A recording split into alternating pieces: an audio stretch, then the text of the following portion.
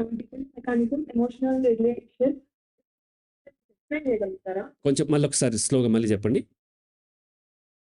Civil rivalry, ఆ! హ్మ్. Emotional regulation. Okay. Right.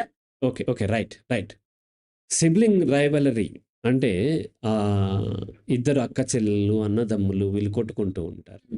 అది ఎందుకు వస్తుంది అనంటే ఒకే దగ్గర నుంచి వాళ్ళు emotional care or financial care తీసుకోవటం వలన వాళ్ళ ఇన్‌సెక్యూరిటీ వల్ల కొట్లాడుకుంటూ ఉంటారు. వాళ్ళకి ఎప్పుడైతే అదర్ సూపర్ ఆర్డినేట్ గోల్ గాని లేదా కామన్ గోల్, కామన్ ఎనిమీ ఎప్పుడైతే వచ్చిందో, కామన్ ప్రాబ్లమ్ వచ్చిందో మళ్ళీ వాళ్ళు ఒకటైపోతారు. హ్మ్.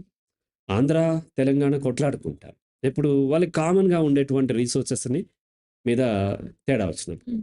నార్త్ ఇండియా, సౌత్ ఇండియా వచ్చినప్పుడు ఆంధ్ర, తెలంగాణ ఒకటవుతారు. నార్త్ ఇండియా, తెలంగాణ కొట్లాడుకుంటారు. సో ఎందుకు? వాళ్ళకి కామన్‌గా హ్మ్. ఉండేటువంటి రిసోర్సెస్ మీద హ్మ్. వచ్చినప్పుడు.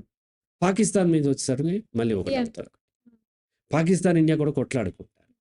రేపొద్దున వేరే దేశంతోని ఈ ఇండియన్ ఆరిజిన్ ఉన్న వాళ్ళ మీదంతా అటాక్ చేస్తున్నప్పుడు కొంత కలుపుకుంటారు.